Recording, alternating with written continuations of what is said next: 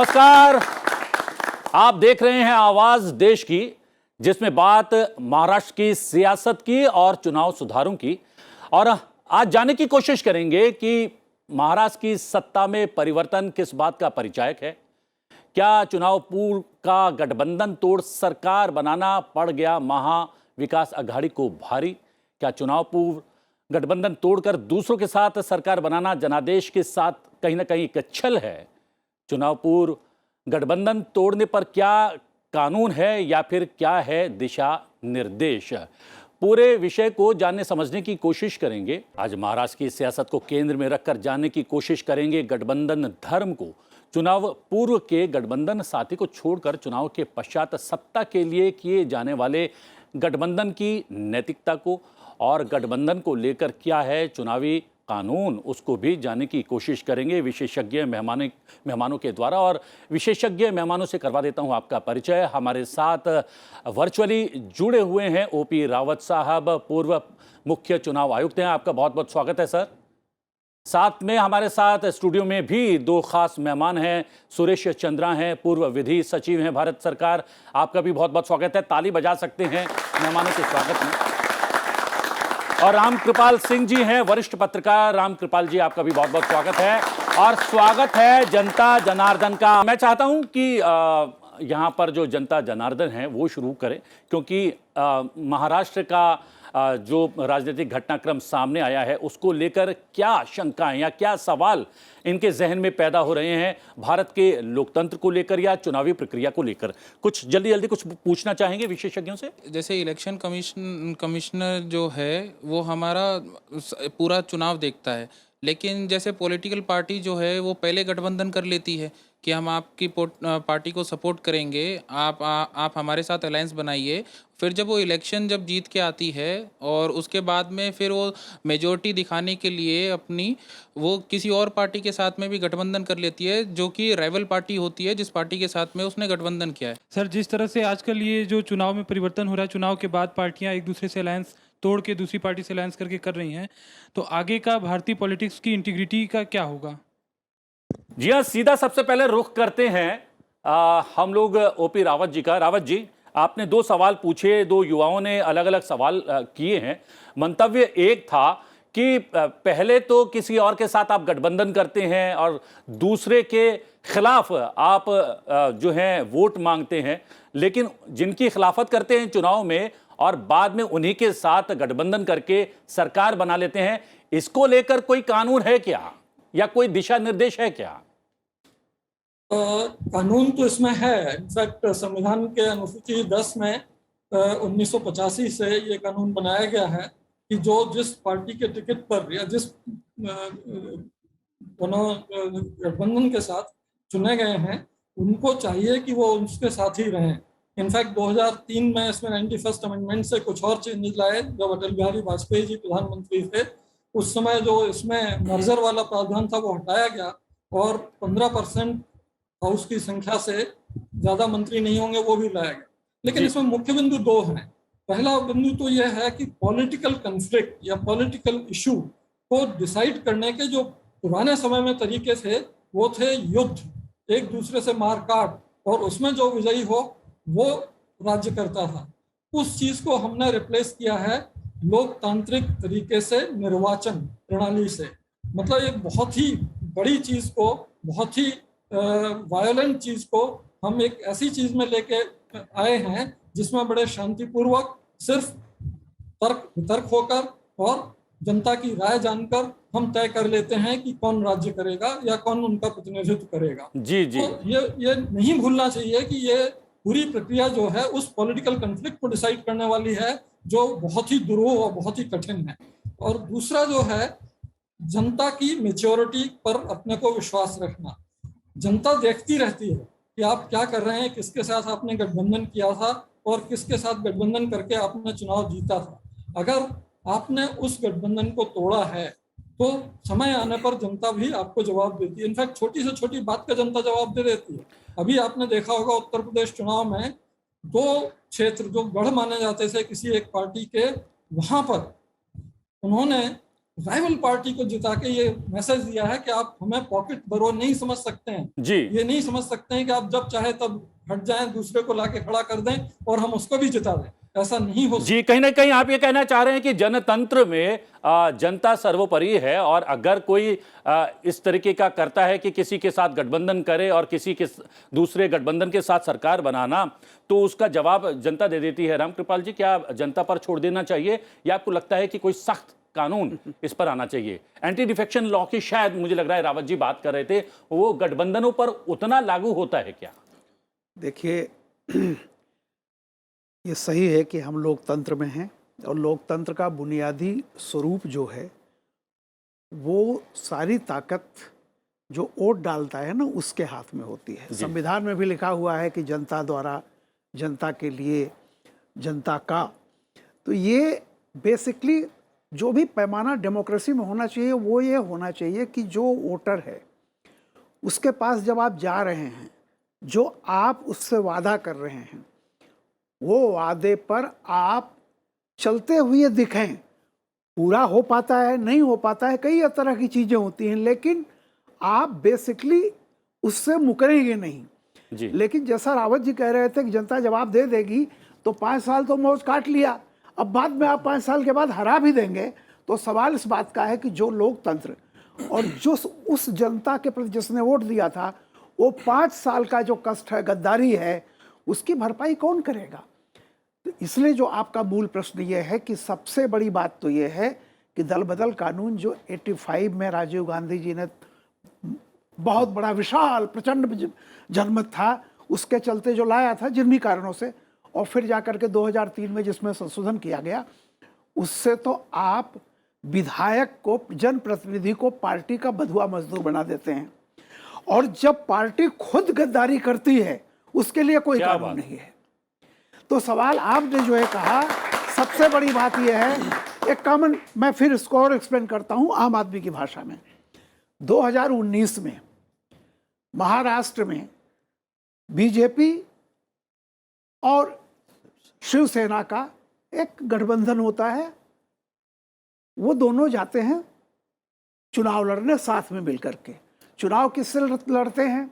कांग्रेस और एनसीपी से, राष्ट्रवादी कांग्रेस पार्टी और कांग्रेस। हर जितने भी शिवसेना के 55 हैं जो भी, ये सब गए थे कि कांग्रेस पार्टी और राष्ट्रवादी कांग्रेस पार्टी ये महाभ्रष्ट हैं, बड़े निकम्मे हैं, और हमको वोट दीजिए, हम आपका काम पूरा करेंगे। इन लोगों ने नहीं, वो बीजेपी के खिलाफ नहीं लड़े थे, और जब जीत के आ गए तो सबसे बड़ा धोखा तो जनता के साथ हुआ, क्योंकि जिस पार्टी को आप हरा करके आए थे, 55 लोग जो आए हैं, वो 55 लोगों ने सिर्फ कांग्रेस और एनसीपी को ही हराया है। और आप आते ही, चूंकि मुख्यमंत्री फलाना होना चाहिए या कोई होना चाहिए, जो भी हो, आप उसी पार्टी से जिसको पराजित करके आए, उसी पार्टी के साथ आप जाकर के सत्ता बना रहे हैं जी। तो पहली जो गड़बड़ी हुई है, जो लोकतंत्र के साथ विश्वासघात हुआ था, मैंडेट का जो विश्वासघात हुआ था, वो 2019 में हुआ था। शायद उसी का परिणाम अब 2.5 साल बाद लेकिन लोगों के सामने आया है। मेरा ये कहना है कि ये 2.5 साल का जो अहित हुआ है जी, चाहे किसी भी चीज को आप देख लीजिए, एक मेट्रो प्रोजेक्ट 2.5 साल रुक गया, उसकी भरपाई कैसे हो सकती है? मैं सूरज जी, यहाँ पर एक बहुत बड़ी बात यहाँ पर कही है कि आपने अपने जनप्रतिनिधि को तो एक कानून में बांध दिया, वो कहीं नहीं जा सकता, लेकिन आप खुद चाहें तो पूरा का पूरा जो है दल उठाकर किसी दूसरे गठबंधन में शामिल हो सकते हैं, सिर्फ सत्ता की खातिर। हमारी हिस्ट्री को देखें, अगर हम अपने कॉन्स्टिट्यूशन जब अडॉप्ट हुआ था, हमने पार्लियामेंट्री सिस्टम अडॉप्ट किया जी, प्रेसिडेंशियल सिस्टम अडॉप्ट नहीं किया। और पार्लियामेंट्री सिस्टम जो वेस्टमिंस्टर मॉडल पर है, उसका एक सबसे इम्पॉर्टेंट एस्पेक्ट ये है कि house has to win day to day confidence, that ruling party को डे टू डे कॉन्फिडेंस जीतना होता है।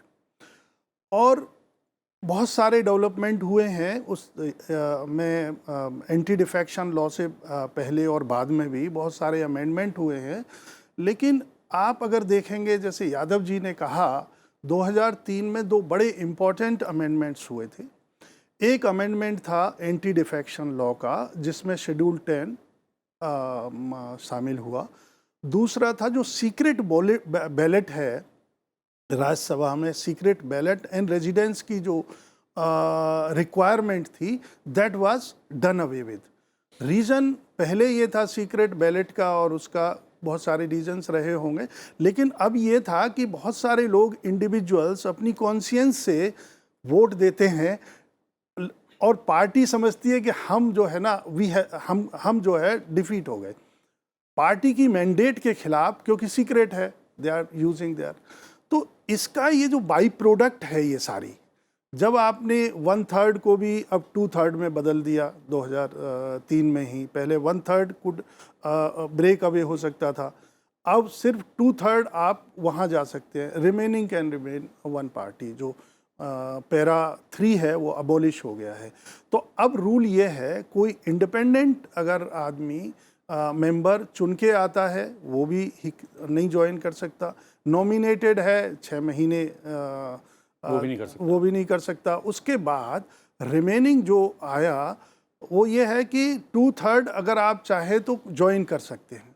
तो इसमें बहुत सारे व्यू पॉइंट उभर के आ रहे हैं, और ये व्यू पॉइंट है कि जो भी, देखिए ज़रूरी नहीं है कि सारे लोग मेजॉरिटी में एक ही पार्टी आए, तो इसलिए गठबंधन जरूरी हो गया था, नेसेसिटी हो गया है। गठबंधन किसी नियम से, किसी कानून से बंधा हो, कम से कम इतना तो होना चाहिए। यहाँ पर बहुत सारे बच्चे, कुछ और सवाल यहाँ पर मैं वहीं आ रहा हूँ सर, जानकार लोग बैठे हुए हैं, आपके बहुत सारे सवालों का जवाब मिल सकता है। 1985 में एंटी डिफेक्शन लॉ लाया गया, तो उस टाइम ये था कि जो लूज डिफेक्शन थे उसको कंट्रोल किया जा सका, पर अब तो होल डिफेक्शंस हो रहे हैं, तो इसको कंट्रोल करने के लिए क्या होगा? नहीं, होल डिफेक्शन वाज तो पहले भी रिकॉग्नाइज था, 1/3 था, अब इन्होंने 2/3 कर दिया है।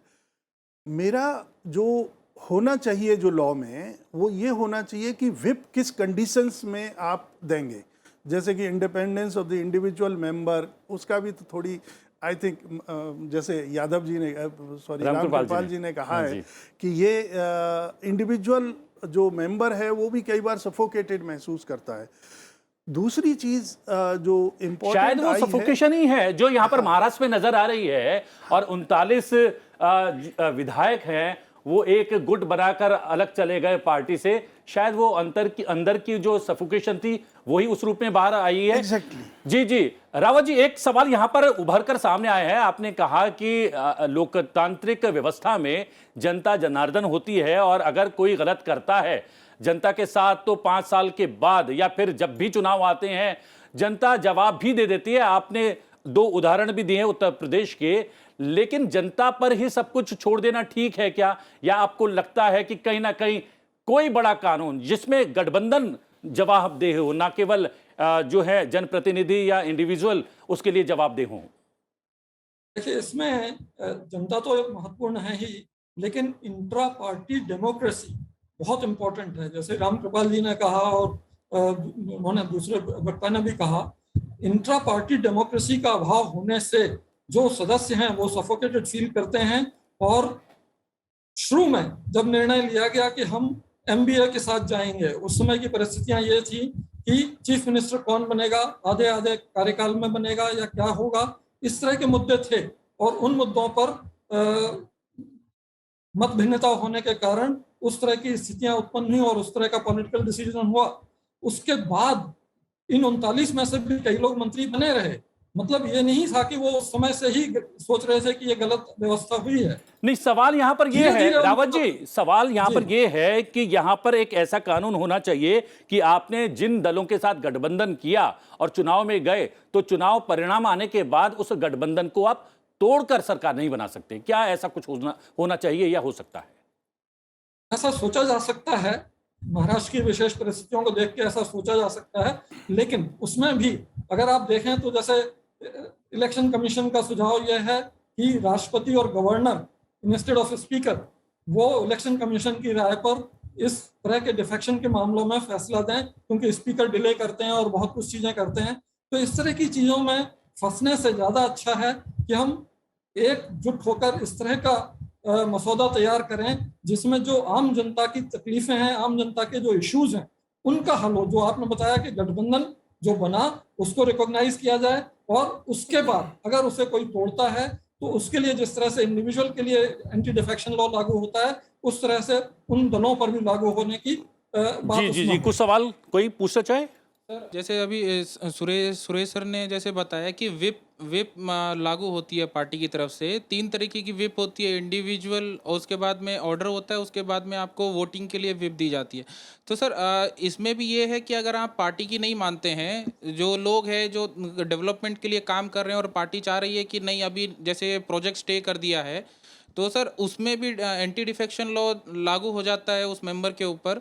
तो सर एक तरीके से तो यही है कि मेंबर को आप बांध दीजिए और पार्टी जैसा चाहे उसी तरीके से यूज़ करती है पार्टी मतलब सारे एमएलएस को। पार्टी नाम तो ये लेती है कि हम डेवलपमेंट में आ रहे हैं, लेकिन जो वाकई में जो डेवलपमेंट करना चाह रहे हैं उन लोगों को एंटी डिफेक्शन लॉ की तरह से रोक देते हैं। जी जी जो प्रश्न है वो 2 चीज़ों से संबंधित है। पहला है जो अलायंस होती है प्री पोल। जिस तरह सर ने कहा कि हम डिफेक्शन के लॉ को लाकर एक जो अध्यक्ष है, जो मेंबर है सदन का, उसको बांध देते हैं। तो क्या अगर ऐसा कोई कानून लेकर आएंगे कि जिससे हम किसी गठबंधन की पार्टी को इस तरीके से बांधने की कोशिश करें, क्या वो हमें उस पार्टी की जो इंडिविजुअलिटी है उसके खिलाफ नहीं जाएगा? और दूसरा प्रश्न है जो अपना जो शेड्यूल 10 है उसका जो पैराग्राफ 4 है, उस पैराग्राफ 4 में जो मर्जर की बात की गई है, 2 तिहाई मर्जर की, उसमें ये कहा गया है कि 2 तिहाई अगर लोग किसी पार्टी में मर्ज कर जाते हैं वो चुने हुए नुमाइंदों में, तो उस पार्टी का मर्जर कहलाएगा। उसमें डीम टू शब्द यूज है। तो क्या 2 तिहाई लोग उस सदन के उस पार्टी को रिप्रेजेंट करते हैं? क्योंकि अगर एक सदन में 100 सदस्य हैं, 100 सदस्य में एक पार्टी के 30 लोग चुनकर आए हैं, तो 30 लोग जो पूरे 100 अगर जिस उस पूरी पार्टी का प्रतिनिधित्व करेंगे जिसमें उन्होंने 100 अलग अलग जगह से चुनाव लड़ा था। ये इसका रास्ता क्या है, क्या कुछ हो सकता है? नहीं, आप थोड़ा सा, मैं आपके सवाल का जो है बहुत सारे आपने, एक सिंपल बात आप समझ लीजिए। हम चुनाव लड़ने जा रहे हैं आपके साथ, ठीक है? हम ये वादा कर रहे हैं कि हम ये दोनों अगर जीत गए तो हम साथ रहेंगे, सरकार बनाएंगे। तो ये कमिटमेंट तो आपने जनता से किया है ना। ऐसा नहीं कि रिजल्ट आते ही आप कहते हैं कि वो तो कमिटमेंट हमने किया था, लेकिन चूंकि हमारा मुख्यमंत्री नहीं बन रहा है इसलिए अब हम जिसको हराए हैं, अब आप यूँ समझ लीजिए एक कॉन्स्टिट्यूएंसी है। अब कल्पना कीजिए कि शिवसेना का एक मुख्यमंत्री बैठा हुआ है और उसका सहयोगी कौन है? जिसको उसका विधायक हरा के आया है। चलिए अब एक निमंत्रण आता है मुख्यमंत्री जी के पास कि आइए हम एक कार्यक्रम कर रहे हैं। दोनों का आता है, एक जो चुना हुआ विधायक है और एक जो हारा हुआ प्रत्याशी है कांग्रेस का या एनसीपी का। मुख्यमंत्री जी कहते हैं कि अच्छा हम एनसीपी वाले कार्यक्रम में जाएंगे क्योंकि वो सत्ता में सहभागी है। ऐसा हुआ है महाराष्ट्र में। आप सोचिए कि उस विधायक का क्या होगा कि जो शिवसेना का विधायक जो ये कह के जीता है मोदी जी की फोटो लेकर के, देवेंद्र फडणवीस की फोटो लेकर के, चलो उद्धव जी की भी फोटो लेकर के जीता है, आप उसके कार्यक्रम में नहीं जाएंगे, उसके कार्यक्रम में जाएंगे जो एनसीपी का हार चुका है। जी जी, सवाल तो यही होता आप है। ये देखिए ग्राउंड लेवल पर जी। मेरा ये कहना है एक सिंपल, आज से नहीं, जयप्रकाश जी का जब आंदोलन शुरू हुआ था 74 में, तो राजीव गांधी जी आए थे, तब उन्होंने कहा था कि तुम प्रतिनिधि ना रहे हमारे, उन्होंने नारा दिया था राइट टू रिकॉल, कि अगर मेरा प्रतिनिधि जो चुन के गया है वो अपने वादे पर खरा नहीं उतरता है तो उसको वापस बुलाने का मेरा अधिकार होना चाहिए। ये राइट टू रिकॉल था जेपी मूवमेंट का, जिससे तमाम पार्टियां निकल के आ जाई हैं। और उनका एक सबसे बड़ा था कि चुनाव सुधार पर व्यापक रूप से चर्चा होनी चाहिए। और ये बात चुनाव आयोग कई बार कह चुका है कि रिफॉर्म, बहुत सारे रिफॉर्म हैं, होने चाहिए। जैसे हमारे यहाँ क्या होता है, विशेषाधिकार किसका है, जुडिशियरी का विशेषाधिकार कब लागू होता है, स्पीकर का विशेषाधिकार क्या होता है, ये कोडिफाइड नहीं है।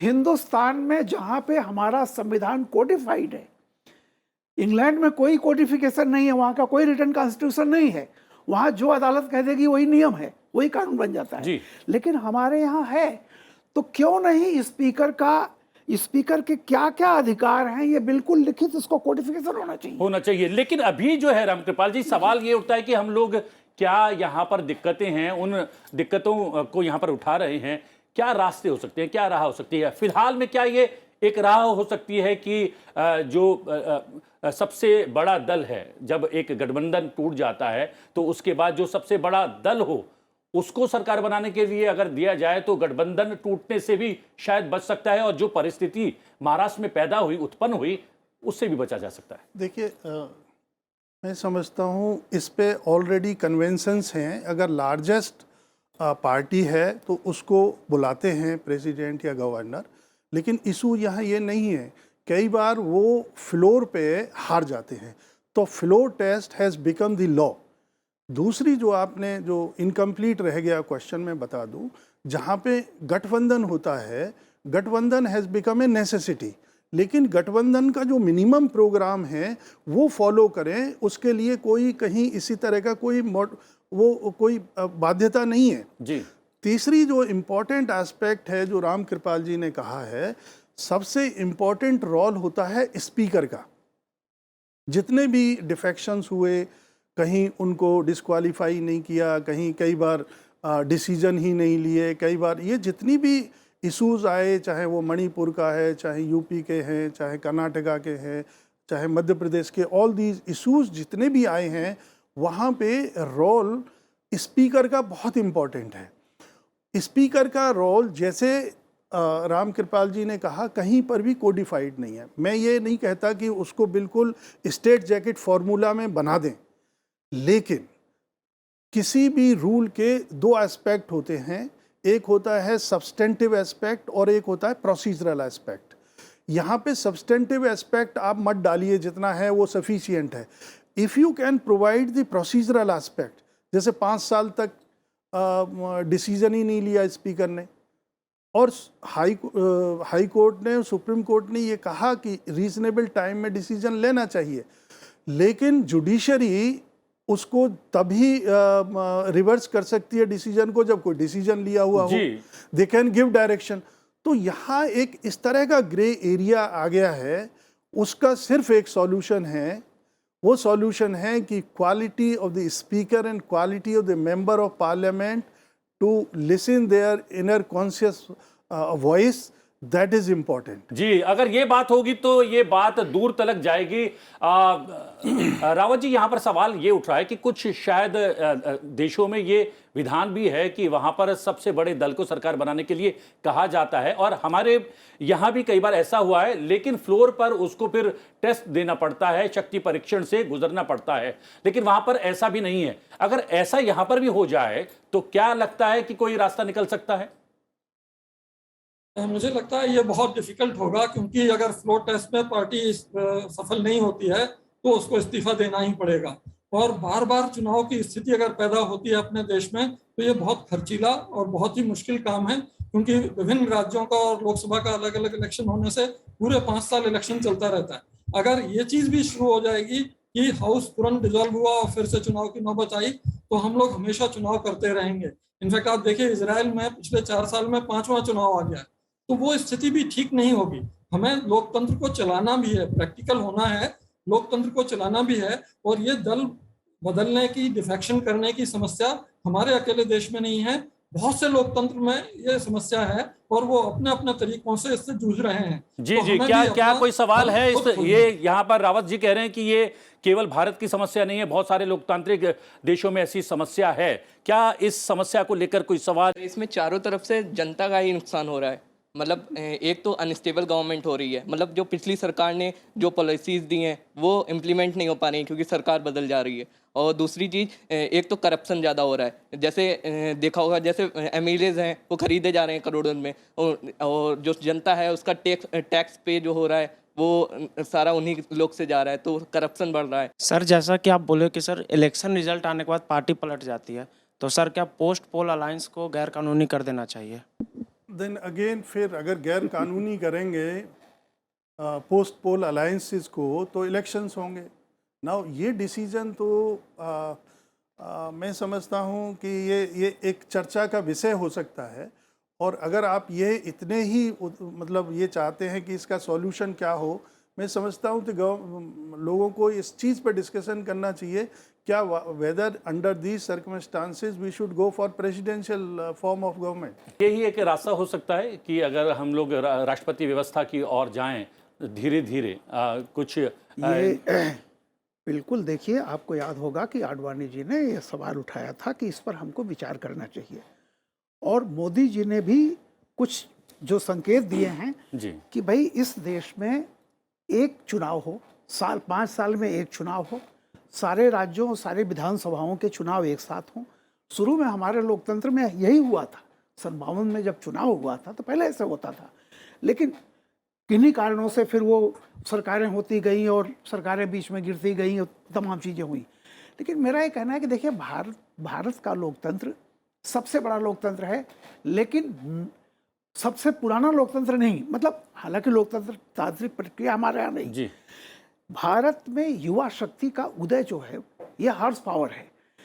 धीरे धीरे किसी भी इवॉल्विंग डेमोक्रेसी में बहुत सारे चैलेंजेस आते हैं, उन चैलेंजेस से पार्लियामेंट को भागना नहीं चाहिए, लड़ना चाहिए। अभी क्या हो रहा है, मैं बहुत बेबाकी से कह रहा हूँ कि हर पार्टी सोचती है कभी अगर हम पावर में आए तो इस एक एरिया का हम फायदा उठाएंगे। जी जी, ये जो है, इसीलिए चुनाव सुधार नहीं हो पा रहे हैं। मैं बताया ना, सन 74 में जेपी ने कहा था, और उसके बाद जनता पार्टी आई जो कि जेपी के आशीर्वाद से बनी, तमाम पार्टियां आई, लेकिन चुनाव सुधार का जो मुद्दा था वो रद्दी की टोकरी में चला गया। जी, कुछ और सवाल हैं? जनमत और जनादेश की यहाँ कुछ बात हो रही थी, तो उसके रिगार्डिंग मेरा कंसर्न है कि प्री पोल और पोस्ट पोल अलायंस की अगर बात करें तो दोनों में जनमत पोस्ट पोल के बाद भी बन सकता है, अगर आप एक पार्टी को, एक अलायंस को छोड़कर दूसरी अलायंस ज्वाइन करते हैं। क्योंकि हमारी जो डेमोक्रेसी है वो बिलीव किस चीज़ में करती है, फर्स्ट पास द पोस्ट और मेजोरिटी में। देखो चाहे जो भी कर लो, एक होता है डेमोक्रेसी की परिभाषा क्या है, rule of majority and respect for minority. जो भी बहुमत में आएगा, बहुमत विधायकों का होता है, सांसदों का होता है, अल्टीमेटली एक बहुत बढ़िया चीज़ ये है कि कितना भी आप कट छांट कर लें, अल्टीमेटली जिसके पास मेजॉरिटी होगी at the floor of the house, he has to rule, and this is the best democratic practice. जी, और सबसे बड़ी बात यह है कि जब हम लोग आज़ाद हुए थे और हम लोगों ने लोकतांत्रिक व्यवस्था का चुनाव किया था, तब बहुत सारे देशों ने कहा था कि इतने बड़े और विविधता से भरे हुए देश में ये लोकतांत्रिक व्यवस्था काम नहीं करेगी। लेकिन हम आज एक सफल लोकतांत्रिक व्यवस्था वाले देश हैं। तो क्या ये इस लोकतांत्रिक व्यवस्था वाले देश में जो दिक्कतें और परेशानी आती हैं, लोकतंत्र और लोक की ताकत ही इसके बीच से कोई रास्ता निकालेगी, वो हम लोगों को तय करना है। लेकिन आप ओपी रावत जी हमारे साथ जुड़े वर्चुअली, और आपने बहुत सारे बिंदुओं पर प्रकाश डाला। साथ में सुरेश चंद्रा जी स्टूडियो में थे, राम कृपाल जी स्टूडियो में थे, और जनता जनार्दन मेरे साथ थी। आप सबका बहुत बहुत धन्यवाद। Thank you very much. आवाज देश की में आज के लिए इतना ही। आवाज देश की में आपसे फिर मुलाकात होगी एक नए विषय के साथ। फिलहाल मुझे आज्ञा दीजिए, लेकिन देखते रहिए संसद टीवी। नमस्कार।